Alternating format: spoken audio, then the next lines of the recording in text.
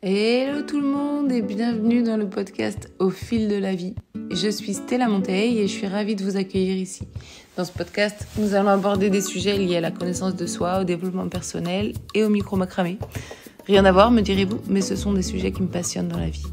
Le macramé est une technique de tissage à la main que j'utilise pour créer des bijoux autour de pierres et autres matières. J'ai créé Soliluna Macramé pour partager ma passion et aider les femmes à reconnecter à leur créativité à travers cet art. J'ai été fascinée et je suis encore souvent surprise par l'impact que peut avoir cette pratique dans la vie des femmes et les changements concrets qui s'opèrent dans leur vie. Depuis 10 ans, je me forme et me fais accompagner pour davantage me connaître et me créer la vie qui m'inspire. Et j'avoue, c'est la plus belle exploration de ma vie. Je suis plutôt sans filtre et un peu fofolle, alors bienvenue dans mon univers. Donc, je suis avec Sarah qui, dans le cadre de son mémoire, voulait me poser quelques questions suite à un podcast qu'elle avait entendu sur Parole créative. Euh, et du coup, on se fait un petit rendez-vous toutes les deux et je me suis dit que j'enregistrais la conversation parce que peut-être que ça peut vous intéresser vous aussi. Voilà. Donc, merci Sarah d'être là et puis voilà, de poser ces questions que je pense d'autres personnes peuvent se poser. Donc, c'est cool. Je suis trop contente de passer ce temps avec toi et de répondre à tes interrogations. C'est moi qui est super contente que tu m'accordes ce temps assez précieux, qui, je pense, sera précieux pour mon mémoire. Alors moi, j'avais quelques... Est-ce que tu préfères que je me présente avant pour les personnes, peut-être? Allez, vas-y, fais-nous une petite présentation. Grave. Alors, moi, je m'appelle Sarah Vassion, j'ai 23 ans et je suis actuellement étudiante en design à l'ANSSI Les Ateliers, qui est une école de design public à Paris. Initialement, moi, je viens d'Ardèche, en fait, donc pas très loin Ah oui. de Soluna. Au fil de mes études, j'ai été amenée à monter de plus en plus dans les grandes villes et notamment à Paris. Actuellement, je suis à la fin de mon parcours et je prépare mon diplôme. Et mon diplôme est composé d'un mémoire que actuellement je suis en train de, pas forcément rédiger, mais plutôt faire ma recherche autour notamment du faire soi-même et de qu'est-ce que ça implique de faire soi-même, par quels états d'esprit on passe et qu'est-ce que ça peut soulever comme frein et même opportunité dans la vie de tous les jours. Voilà. Merci. Moi, Euh, je ne connais pas du tout les questions que Sarah va me poser, donc ça va vraiment être une conversation à la cool comme on aime bien. Donc voilà, j'essaierai de répondre. J'espère que je vais t'apporter des réponses. Bah écoute, je pense que oui, dans tous les cas, enfin, il y a pas, c'est des questions qui sont plutôt là pour suggérer une discussion et donc je pense que ce sera trop bien. Cool. Bah moi, j'aurais bien aimé rapidement peut-être que tu te présentes et l'entreprise, même si je la connais un peu, mais surtout aussi que tu te présentes à travers ta relation au faire soi-même. Qu'est-ce que dans ta vie de tous les jours tu fais toi-même et enfin j'imagine qu'après du coup il y a toute cette histoire de l'entreprise qui est derrière, mais un peu plus ouais, voilà ta présentation et d'où tu viens. Alors, moi, du coup, enfin, si je me présente hyper rapide, je suis Stella, j'ai 36 ans, deux enfants, deux filles, j'habite à Pont-de-Barret dans un petit village droit au moi et j'ai une entreprise Sol et Luna Macramé que j'ai créée au départ en 2010 comme une auto-entreprise où je vendais mes bijoux, donc sur des salons, des expos, etc. Et en 2016, j'ai commencé à transmettre ce savoir-faire. Et aujourd'hui, on est une entreprise d'une dizaine, douzaine, ouais, douzaine de personnes. Euh, Justement, on œuvre pour accompagner les femmes dans la reconnexion à leur créativité grâce au micro-macramé. Donc, c'est le micro-macramé, c'est l'outil qui permet de se rendre compte qu'on est capable de créer, de faire soi-même, etc. Donc, mon rapport au faire soi-même, en fait, moi, j'ai rencontré le macramé en Amérique latine quand je suis partie. Donc, j'avais 19 ans en 2007. Euh, j'ai vécu 3 ans là-bas et quand j'ai rencontré le macramé, ça a été un méga coup de foudre avec d'abord les bijoux que j'ai vus où je me suis dit mais c'est un truc de fou, je les trouve sublimes, magnifiques, je veux apprendre à faire ça. Et il y avait un truc très irrationnel en fait dans, dans ma rencontre avec ce savoir-faire et je ne sais pas trop l'expliquer. Je ne sais pas trop expliquer pourquoi j'ai été attirée très fort par cette technique. En tout cas, il y avait un truc en moi qui savait que je voulais faire ça et que je voulais faire que ça. Donc, assez rapidement, à Buenos Aires, quand je suis arrivée, parce que j'ai vu ça dans la rue, donc des artisans là-bas en Amérique latine, il y a beaucoup d'artisans qui voyagent grâce à leur artisanat. Donc, ils vont de ville en ville, ils posent leur pagne dans la rue et ils vendent leurs bijoux ou leurs créations. Et du coup, assez rapidement, j'ai acheté le matériel qu'il me fallait et j'ai commencé à apprendre. Et, je sais pas ce qui s'est passé, mais en tout cas, ce que je sais, c'est que je m'étais pas trompée, qu'il y avait un truc qui m'animait profondément dans cette technique, que j'ai adoré le processus d'apprentissage, d'exploration aussi dans une fois que je commence à maîtriser un point, comment je pouvais jouer avec, comment je pouvais m'amuser à partir dans ma créativité, voilà. Et donc moi qui suis pas patiente de nature. Cette technique m'a apporté, je crois, beaucoup d'apaisement, beaucoup d'être vraiment dans le moment présent, d'être vraiment connecté à ce que je faisais, de pouvoir me rendre compte que j'ai une capacité à créer et que je peux faire des choses complètement infinies, qu'il y a des infinies possibilités dans la création. Donc voilà, mon rapport au faire soi-même, il a été au départ, en fait, si je reviens un peu plus en arrière, parce qu'après, je me suis dit, mais ça sort d'où, en fait, ce truc? Et je me suis rendu compte que déjà, quand j'étais un peu enfin, gamine, et puis ado, et puis jeune adulte, j'aimais bien faire des travaux manuels, quand même. Donc, je faisais de la pâte fimo, c'était des activités que j'aimais bien faire. Donc, je pense qu'il y a toujours une appétence à ça, mais que je soupçonnais pas que ça allait devenir mon métier. Je sais pas Ok, si bah trop. plus ou pas, n'hésite pas à me reposer des questions sur les réponses que je t'apporte s'il y a des choses que tu veux que je développe, hein. Non, bah peut-être ma petite question de curiosité, c'est comment est-ce que tu as appris là-bas? Est-ce que tu as appris avec des artisans justement? Quelle est ta technique entre guillemets d'approche pour pouvoir aller choper ce savoir-faire? Alors ouais, j'ai rencontré tout de suite en fait à Buenos Aires sur la place San Telmo, j'ai rencontré un. Moi je parlais pas espagnol, enfin j'avais appris à l'école mais je parlais très peu donc j'ai rencontré un Français qui ça faisait 8 mois qui voyageait déjà et qui avait appris l'artisanat et qui du coup il m'a aidé à comprendre, à parler et à relationner au début avec les artisans.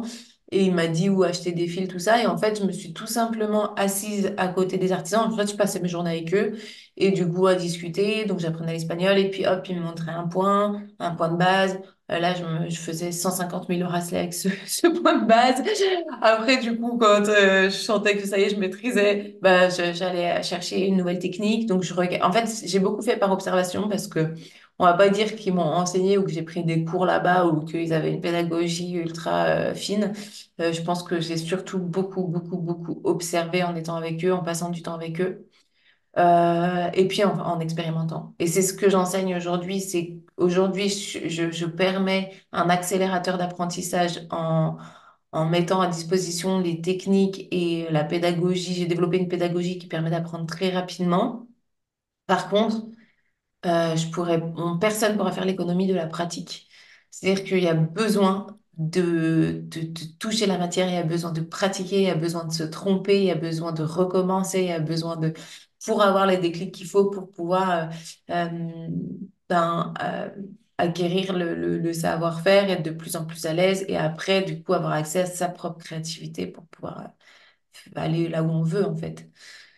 Euh, mais voilà, du coup, moi, ça a pris beaucoup plus de temps quand je vois aujourd'hui mes élèves qui, en 6 mois, un an, atteignent le niveau que moi, j'ai mis 5, 6 ans à atteindre parce que ben, j'ai pris le temps, que j'ai beaucoup aussi exploré toute seule. À l'époque, je sais pas si les tutos existaient, mais en tout cas, moi, j'en avais pas connaissance. J'ai pris connaissance qu'il y avait des tutos qui existaient le jour où j'en ai créé. Donc, autant te dire que j'étais un peu out de tout ce qui était réseaux sociaux et tout ça. Donc, ça peut avoir des inconvénients dans le sens où j'ai mis longtemps à apprendre. Et en même temps, les avantages, c'est que du coup, j'avais aucune influence extérieure et que j'étais uniquement connectée à ce qui sortait de moi, à ma créativité. Voilà, j'ai beaucoup été chercheuse du coup sans être influencée, sans que tout me soit servi sur un place d'eau. Et ça, c'est une force qui me reste du coup. Ok, trop bien. Et ben peut-être qu'on peut rebondir sur les formats du coup d'apprentissage que enfin, vous proposez à travers Solimuna. Et enfin, parce que j'ai vu qu'il y en avait pas mal, je me suis un peu baladée sur le site et qu'il y en a qui sont plus courts, d'autres qui sont plus longs. Tu proposes aussi des vidéos qui sont plus tutos, même des kits, je crois que j'ai vu. Et du coup, moi, je me pose la question de, enfin, du coup, peut-être que j'en ai loupé et il y en a plus que ce que j'ai vu.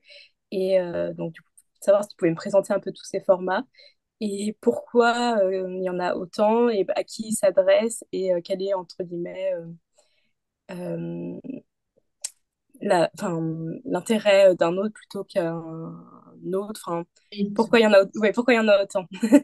Enfin, autant. Il n'y en a quand même pas C'est vrai que énorme. je me rends compte, en plus, là, on est en train de réfléchir à la structure du site et tout, et j'étais là, mais il y a énormément de contenu et de propositions, et en même temps, pas tant. Bon, après, quand tu connais, ça paraît plus évident que quand tu arrives et que tu connais, que tu arrives sur le site, tu te dis, mais il y a tout ça. En fait, en gros, ça a commencé donc par une chaîne YouTube avec des tutos. De là, j'ai commencé à vendre le matériel parce que bah, du coup, les gens ont beaucoup aimé euh, apprendre avec mes tutos, mais ils se retrouvaient un peu coincés avec le matériel enfin, le macramé, de toute façon, il n'existait pas beaucoup en France, en tout cas sous forme de micro-macramé comme ça. Donc, je me suis mise à vendre les fils qui sont fabriqués au Brésil, que moi, du coup, j'ai acheté en Amérique latine au début juste pour moi. Là, je me suis mis à acheter directement à l'usine du Brésil. Après, des pierres en Inde, j'ai commencé, en fait, tout le matériel que moi j'utilisais et que j'achetais pour moi, bah, j'ai commencé à l'acheter en gros pour pouvoir le revendre aux personnes qui en avaient envie et qui en avaient besoin. Donc ça a commencé comme ça. Donc on a toute une boutique avec tout le matériel qu'il faut pour les macrameuses. Tout ce que nous, on utilise en tout cas dans nos tutos ou dans nos propositions, on le met à dispo aussi sur la boutique. Comme ça, les personnes qui s'inspirent de ce qu'on propose ou qui veulent reproduire un modèle qu'on propose en tuto, ils sont pas bloqués par le matériel et ça, vous le trouvez. Donc ça, on a la boutique en ligne. J'avais eu une stagiaire qui était venue faire un stage et qui m'avait dit, mais tu devrais faire des kits, ça marcherait trop bien. Du coup, elle s'appelait Lydie. Si Lydie, tu écoutes cette conversation, je sache que je pense très souvent à toi. Et du coup, j'ai appelé d'ailleurs mon premier kit Lydie. Et c'est vrai que ça a été un format qu'on a trouvé vraiment chouette à proposer et qu'on continue à créer régulièrement. Parce que du coup, l'avantage pour les personnes qui achètent un kit, c'est qu'ils ont tout le matériel qu'il faut pour créer un bijou. Un bijou, bon, voilà, un bijou qu'on propose, quoi. On crée un modèle et ce modèle-là, on en crée une vidéo qui est vraiment super détaillée et qui va avec le kit de matériel pour pouvoir créer. Donc, du coup, tu n'as pas besoin de te dire, tiens, qu'est-ce qu'il me faut pour créer ce bijou? Il faut que j'aille chercher tel fil, telle pierre, telle perle, tel truc. Tu as tout dans le kit. Donc, ça, c'est un format qu'on propose. Donc, du coup, avec ces kits-là, on a aussi créé des abonnements. Là, on va peut-être les stopper un temps parce que il va y avoir des changements au niveau de nos abonnements. Mais l'idée des abonnements, c'était aussi que les gens ils puissent acheter pour moins cher 12 kits et recevoir un kit par mois, un peu sous forme d'abonnement comme ça, et qui payent euh, en mensualité. Donc comme ça, tu as un suivi un petit peu. Donc on avait fait des abonnements par niveau, puis des abonnements aussi sur l'année. Bon, ça, c'est un petit peu entre parenthèses parce qu'on va peut-être changer notre système d'abonnement. Et puis j'ai rencontré aussi une personne au début où ça commençait à bien prendre l'activité. Les gens aimaient beaucoup ce qu'on propose, ce que je proposais. J'étais toute seule à l'époque et donc du coup, j'ai collaboré avec quelqu'un qui m'a beaucoup aidé dans tout ce qui était informatique et digital et avec qui on a créé la première session de l'académie, qui est une formation en ligne et il m'a beaucoup aidé dans la sortie de ce projet. Et du coup, là, maintenant, on est à la sixième promo qui est en cours. On lance une promo par année, donc c'est de janvier à décembre. Et les personnes qui s'engagent dans l'académie, elles vivent tout un processus d'apprentissage tu peux t'engager et n'avoir jamais fait de macramé. Et à la fin de la formation, tu es en capacité de créer tes propres bijoux. Donc l'idée, c'est d'avoir un apprentissage qui soit progressif, dans lequel on va vraiment ancrer les bases, solidifier ça, pratiquer. L'idée de l'académie, c'est aussi d'être en lien avec la communauté, donc d'évoluer en même temps. Il y a des validations d'acquis à la fin de chaque module, c'est sous forme de 3 modules. Et puis, voilà, il y a des anciennes académiciennes qui sont devenues aujourd'hui des personnes référentes de l'équipe pédagogique et qui accompagnent les élèves aussi tout au long de l'année. On a des lives aussi, des rendez-vous live dans lesquels on va créer ensemble, où il va juste avoir des réponses aux questions aussi. Il y a plein voilà, des défis, des astuces, des bonus, de contenus pour les aider dans voilà. Donc, c'est une formation qui permet d'apprendre à distance depuis chez soi. Donc, il y a eu certaines années où il y avait, toutes les années, il y a beaucoup de pays représentés. Je crois que la dernière promo ou celle d'avant, il y avait 17 pays. J'avais un peu halluciné. J'ai fait, mais les gens, ils apprennent de partout, donc il y en avait qui étaient, quand on faisait les lives, qui étaient en décalage horaire, en Nouvelle-Calédonie. Enfin bon, c'est très rigolo. Et voilà, ça crée à chaque fois des super groupes, et puis du coup, on apprend ensemble, et puis c'est super riche d'échanges. Moi, ça nourrit aussi ma propre créativité d'être baignée avec ces personnes. Donc ça, c'est l'Académie, c'est vraiment notre grosse formation phare, notre produit phare pour les personnes qui veulent vraiment connecter à leur créativité et créer leurs propres bijoux. Et puis après, souvent, c'est des personnes qui vont avoir envie de vendre leurs bijoux, de faire leur micro-entreprise ou quoi. Donc c'est aussi des nouvelles possibilités d'un nouveau chemin pour ces personnes et c'est chouette. Et on a les stages en présentiel. Ça, c'est trop chouette aussi. C'est plus des formats sur soit une journée, soit 3 jours d'immersion dans laquelle on se retrouve à une quinzaine de femmes et on tisse pendant 3 jours et c'est trop chouette ce qui s'y passe. C'est un peu magique ces espaces. Moi, j'adore. Et souvent, donc, j'ai des assistantes qui viennent avec moi et ces assistantes-là sont des personnes qui font partie du réseau Soliluna. Aujourd'hui, on a créé un partenariat qui est, euh, qui est comme un peu un système de franchise, mais plus simple, plus simplifié, qui relie en fait plein de personnes autour de la transmission du savoir-faire, donc ces stages-là. Et du coup, le partenariat, il s'adresse à des personnes qui ont déjà fait l'académie, qui font partie du réseau et qui veulent à leur tour transmettre ce savoir-faire. Donc être prof Soliluna référencé dans leur région. Donc du coup, là, on est en train d'ouvrir, enfin, et ça fait 1 an, il y a des stages Soliluna un peu partout, en Belgique, en France, dans les différentes régions. Et là, on va se retrouver, tout le réseau des partenaires cet été pendant 2, 3 jours pour être ensemble, pour nourrir le lien aussi, pour s'entraîner, pour s'entraider. Ça va être super. Donc là, c'est vraiment des femmes qui ont envie de, elles, faire ce travail de transmettre aux femmes, d'accompagner les femmes vers la connexion à leur créativité avec l'esprit Soliluna donc, il y a une formation pour les accompagner dans cette posture d'enseignant. Elles viennent faire assistante de stage avec moi.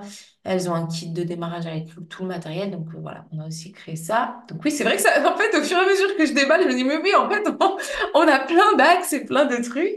Et le dernier truc que je voulais te partager, qui est un projet qui sort la semaine prochaine, enfin le 17 juin, donc dans 10 jours. Et ça va être un studio en ligne qui s'appelle le Solilab et qui est plus du coup un espace pour nourrir ta créativité au quotidien. C'est-à-dire que ça, c'est pas une formation où tu passes de débutant à expert et où il y a tout cet accompagnement comme l'académie. Ça va plus être un truc où tu t'inscris, tu t'abonnes et puis pendant le temps que tu es abonné, en fait, t'as tous les mois du nouveau contenu. Puis si tu en as marre, tu te désabonnes, il n'y a pas d'engagement. Voilà peu comme un système d'abonnement, pas comme tu t'abonnerais à Netflix pour avoir tes accès à plein de vidéos. Bah là, tu t'abonnes au Solilab et tu as du coup des lives et des rendez-vous tous les mois, des explorations. Il y a un thème du mois, t'as plein de vidéos. J'ai mis des petites vidéos aussi bien-être pour se reconnecter à son corps, etc. Donc voilà, c'est un espace un peu où il y aura plein de contenus et où du coup il y aura aussi un groupe pour les participantes pour être en lien. Et là, c'est plus pour entretenir, pour rester en lien, pour apprendre davantage, pour approfondir. Voilà, c'est pas une promesse d'apprentissage, genre tu passes enfin, d'un point A à un point, tu vois, B, mais c'est plus juste un endroit aux ressources où tu restes en lien. Parce qu'en fait, toutes les académiciennes, quand elles finissent leur promo, elles disent, Next, c'est quoi après? Qu'est-ce qui se passe? C'est vrai qu'on n'a rien. où en fait on reste en lien et où on continue à proposer des nouveaux contenus, des nouveaux moments où on va créer ensemble. Et souvent, en fait, les filles, elles aiment trop en fait ça, pouvoir se dire, ben, même si on est à distance, euh, on peut avoir des temps où on est reliés, où on est tout ensemble et où on est en train de créer tout ensemble. Et ça, c'est vraiment, vraiment puissant. Donc voilà, le nouveau petit projet. Ok, trop T'en bien. fais un peu des trucs de ouf. Bah ouais, j'avais vu que oui, il y avait tous ces formats-là et c'est vrai que j'avais pas forcément capté qu'il y avait un historique derrière, qu'il y avait d'abord les tutos, puis les kits, puis l'académie, puis les stages. Donc c'est pas mal de ce point de vue-là. Et du coup, c'est que des... Enfin, du coup, vous formez que des femmes. Enfin, vous avez jamais de demande... Est-ce que c'est une volonté que ça soit que des femmes ou est-ce que c'est que ça intéresse pas les hommes? C'est une très bonne question. C'est pas une volonté de départ. Maintenant, je m'adresse aux femmes parce qu'en fait, c'est un fait, j'ai que des femmes. Donc, j'ai eu un homme, Franck, un Belge, qui est venu plusieurs fois en stage dans la Drôme et qui a fait l'académie et qui a été une figure voilà, dans notre communauté. Et c'était cool d'avoir un homme. J'en ai eu un deuxième dans la promo, pas celle en cours, mais celle d'avant. Pascal. Et du coup, voilà, sur 5 sessions, et à chaque fois, j'ai entre 150 et 300 apprenantes, bah, j'ai eu 2 hommes. Donc autant se dire que là, on dépasse les 1000 apprenantes. Et du coup, le pourcentage est vraiment très, très faible. Euh, donc c'est pour ça, en fait, c'est pas que je veux pas, parce que pourtant, j'ai l'impression, et les filles me disaient l'autre jour que on a de plus en plus de clients hommes sur la boutique. Donc, ça veut dire qu'il y a des hommes qui achètent du matériel, donc potentiellement qui se mettent à en créer. Euh, mais pour l'instant, en tout cas, c'est pas notre cible première. Et du coup, c'était pas un choix de départ. Et en même temps, aujourd'hui, j'adore l'idée de créer ces espaces pour les femmes. En tout cas, dans mes stages, alors peut-être qu'à un moment donné, ça va s'ouvrir à d'autres hommes. Et puis moi, je dis pas interdit aux hommes de s'inscrire, tu vois, sauf sur certains stages où spécifiquement, là, on fait un stage la semaine prochaine avec mon amie Julie, où on anime un stage cercle de femmes et macramé. Donc, on fait pas uniquement du macramé, mais il y a aussi des espaces de cercle de femmes parce que j'ai beaucoup pratiqué ça moi aussi à titre perso et du coup, entre autres, et j'adore me former, je suis très très curieuse, j'adore le- tout ce que le potentiel humain en fait, tout ce que l'humain est capable de créer, de faire, de vivre, de transformer, enfin ça me passionne. Donc j'aime aussi proposer des espaces où on va un peu plus en introspection pour aller ben, comprendre des choses de soi, guérir des choses de soi potentiellement, ou en tout cas euh, être en connexion avec soi. Je trouve qu'on est la plupart du temps dans nos vies très déconnectés euh, de notre corps et de notre monde intérieur. On fait énormément marcher notre tête. Et moi, le corps, pour moi, de plus en plus dans ma vie, est un outil précieux comme un baromètre, enfin, j'estime que mon corps a une intelligence qui dépasse l'intelligence de ma tête. Et donc, du coup, je trouve qu'il peut se passer énormément de choses quand on est connecté à soi, à son corps, à ses émotions, à ce qui se passe à l'intérieur, à son intuition, etc. Donc, du coup, c'est aussi une direction que je suis en train de prendre à titre plus perso, mais qui va se transformer en pro, parce que je me suis aussi formée au breathwork, à des techniques de respiration qui me permettent d'accompagner les femmes. J'ai aussi fait beaucoup de coaching, donc voilà, c'est tous des outils qui finalement m'amènent à me dire que tout ça se mélange aussi. Donc, dans notre démarche d'accompagner les femmes, le micro-macramé est un outil, mais je sais que j'ai aussi d'autres outils et qu'aujourd'hui, j'ai envie de plus m'en servir et de faire de la place à ça. Voilà. Ok, très bien.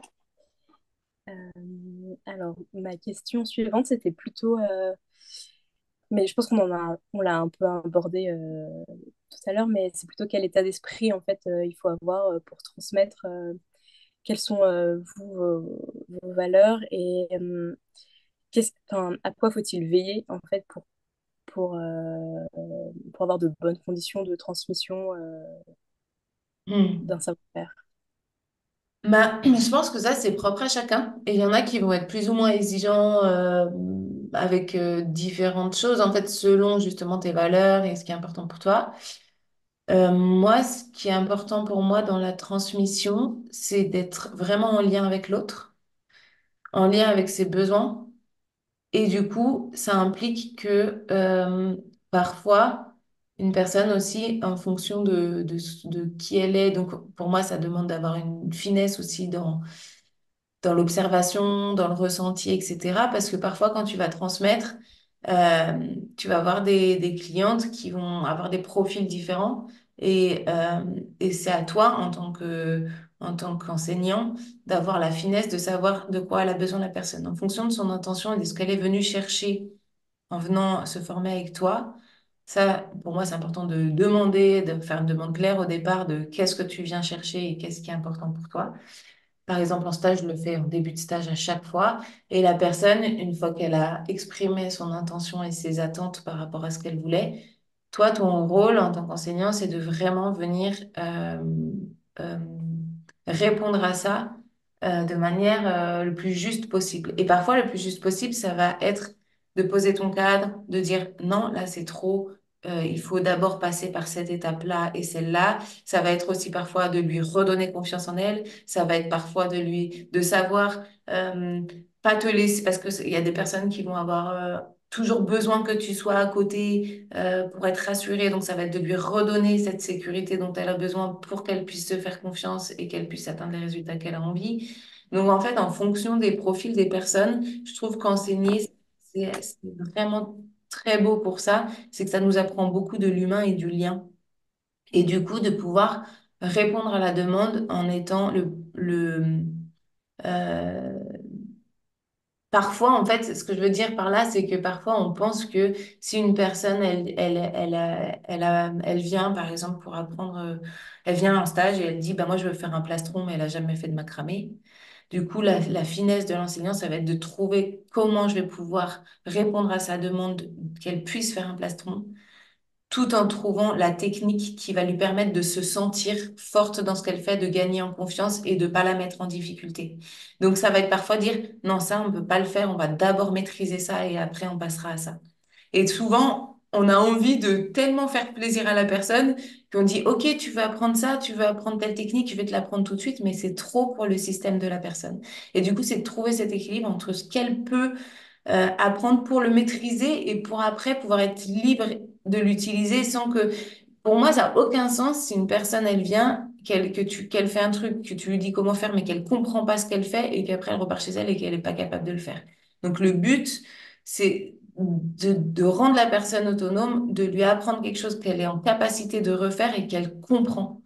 Parce que reproduire quelque chose, reproduire des tutos, on est tous capables de le faire. Si tu comprends pas ce que tu fais, pour moi, c'est un peu l'échec. Donc voilà, le rôle, c'est un peu tout ce que je viens de dire réuni et c'est vraiment de rendre la personne autonome et, et de lui donner confiance et de lui donner de lui redonner son pouvoir. En fait, toi, au final, tu fais pas grand-chose. Tu, tu vois, ça fait redescendre aussi d'un étage. On se sent puissant parce qu'on a le savoir et tout, mais en fait, pas du tout. La personne, tu es puissante quand tu lui redonnes son pouvoir à elle, quoi. Ok, trop bien, c'est beau. C'est, ça fait beaucoup de sens avec d'autres gens avec qui je parle, etc. Trop Donc bien. voilà. Bah, du coup, ma question qui vient un peu, enfin, qui est grave en lien avec ce que tu disais, mais c'est plutôt quels peuvent être les freins des personnes qui veulent apprendre, mais tu m'as un peu parlé de confiance en soi, etc. Et ma question, c'était après comment les déjouer, comment rassurer ces personnes, mais on en a un peu parlé, donc voilà. Ouais. Est-ce qu'il y a d'autres freins que Mmh. toi tu identifies? Bah, les freins, oui, ça peut être le manque de confiance, ça peut être aussi les croyances qu'on peut avoir face à soi. Enfin, moi, j'ai beaucoup de personnes qui ont envie, ça leur fait envie de tenter tout ça, mais qui ont la croyance fort, par exemple, qu'elles sont pas créatives. Hmm. De toute façon, moi, je suis pas créative, donc je sais faire du macramé, mais j'arriverai jamais à créer par moi-même. Donc moi, j'adore évidemment ces profils-là parce que j'adore leur prouver le contraire. Et c'est vraiment génial. Ou, enfin voilà, ça peut être donc des croyances limitantes face à sa créativité ou à son identité en fait, en pensant que nous, enfin, on pense dur comme fer, qu'on est comme ci, qu'on est comme ça et que du coup, il n'y a pas moyen en fait que ce soit autrement. Donc quand c'est tellement ancré en soi, c'est compliqué. Euh, et il faut donc créer des preuves d'autre chose pour que la croyance, elle s'inverse. Donc ça, c'est intéressant.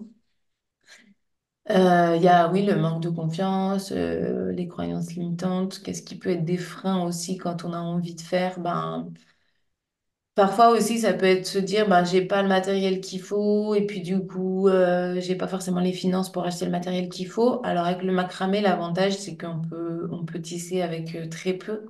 Donc même les personnes qui s'inscrivent par exemple à l'académie et qui du coup déjà l'académie a un prix, donc ont un budget limité au début, on leur dit, mais vous n'avez pas besoin d'acheter tout le site internet. En fait, vous pouvez partir avec une ou deux bobines de fil, investir 10-15 balles, et puis tu fais avec des perles de récup, tu demandes à tous tes potes, vous n'avez pas des vieux colliers cassés, des vieux machins, tu sertis des coquillages. Enfin voilà, du coup, c'est vraiment... voilà, ça peut être aussi des choses qui freinent au départ de se dire, j'ai pas le matériel qu'il faut. Qu'est-ce qu'il peut y avoir d'autre? Bon, après, il y a ouais, toutes les croyances du genre, bah, si je suis trop vieille, je suis trop ci, je suis pas douée de mes mains. Bon, voilà, ça, c'est des grands classiques. Mais pareil, c'est des freins qui se lèvent facilement, quoi. Il suffit de prendre les fils et de commencer, et puis on se rend compte qu'en fait, tout va bien. C'est accessible, c'est possible. Voilà, en gros. Je sais plus, c'était quoi la deuxième partie de ta question, mais...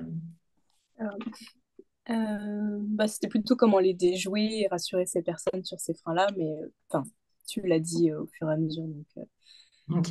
donc, euh, donc voilà.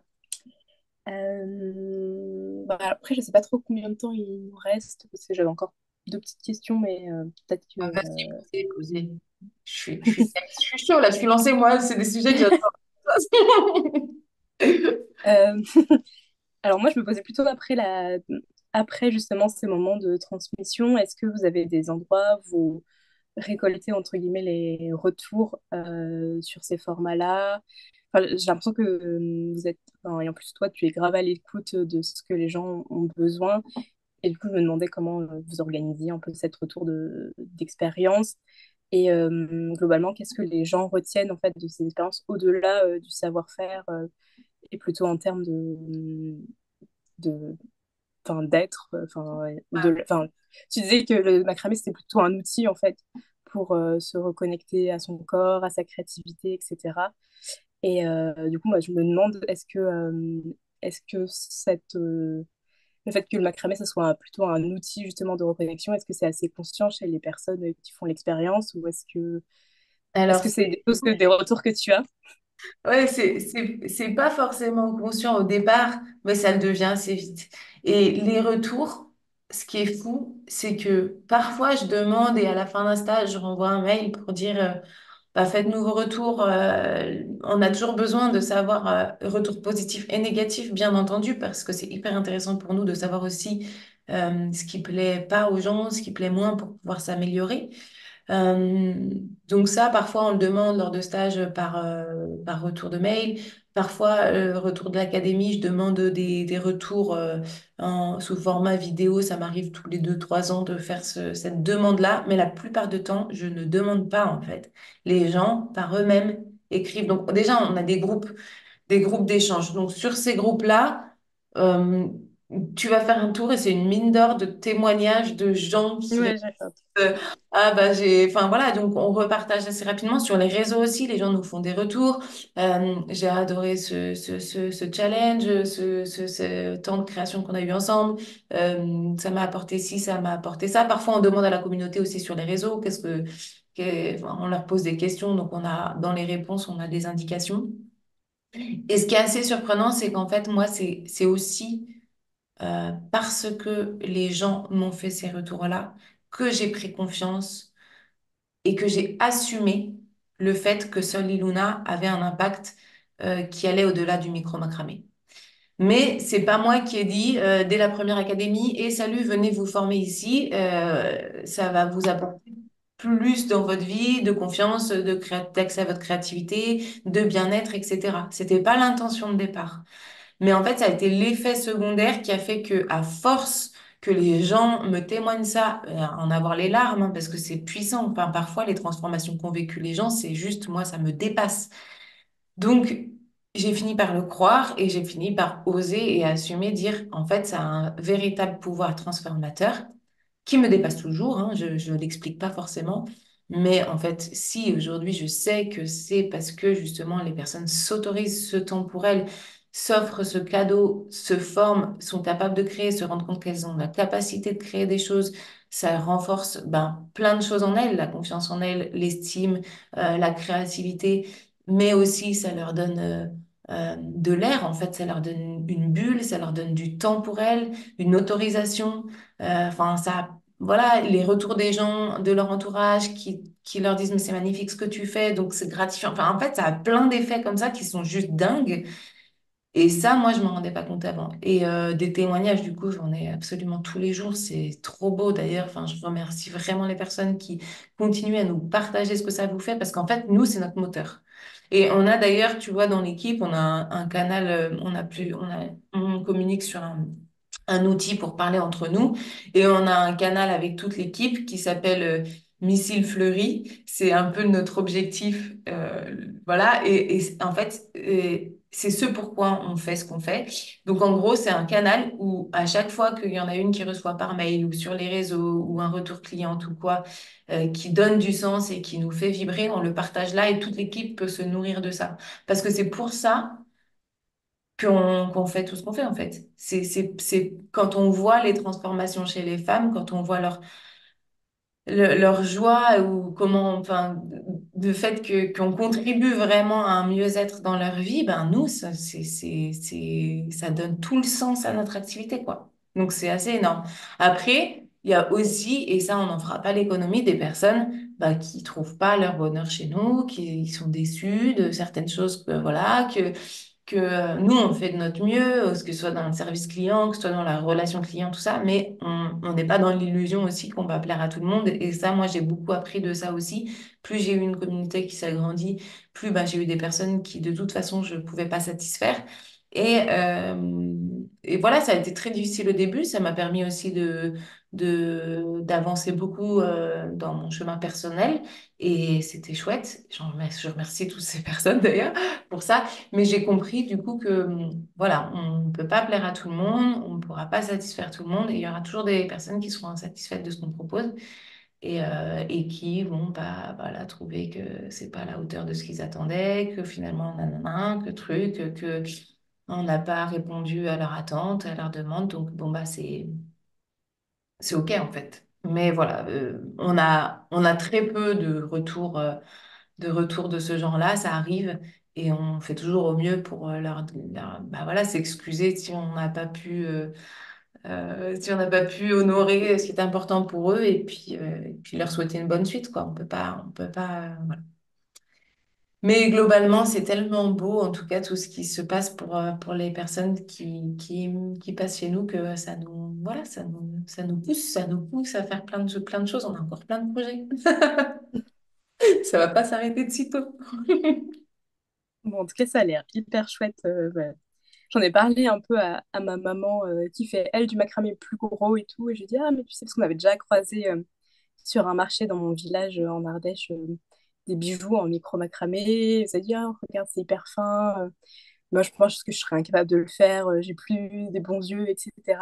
Et je lui ai dit, ah, bah attends, j'ai un petit entretien et tout. Je lui ai dit, écoute, si jamais le feeling passe bien, peut-être que cet été, on viendra faire un stage. Je lui ai dit, je vais t'emmener. Elle me fait, ok, ça me fera une sortie. Je Ah, vais mais l'emmener. trop bien, ça serait génial. Ah, ça Bon, serait... alors moi, j'y connais rien du tout. Mais bon, je suis toujours ouvert à d'autres activités. Donc voilà, je lui dirais que c'est bienveillant et qu'il faudra qu'on le fasse.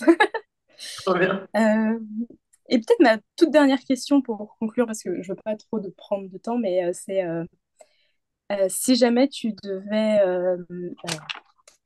je crois que je l'ai rédigé, ma question. Qu'est-ce que pour toi, ça signifie de faire soi-même et à quel moment on peut considérer que quelque chose est fait par soi-même? Euh,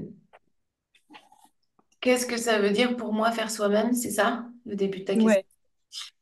Ben, et à quel moment on peut considérer que c'est fait par soi-même? Ben, en fait, j'ai envie de répondre à un truc tout simple, mais c'est qu'est-ce que ça veut dire pour moi faire soi-même? C'est quand tu utilises tes mains pour fabriquer un truc. La réponse est complètement con, mais c'est vraiment, enfin, je veux dire, j'ai pas d'autre définition, tu vois.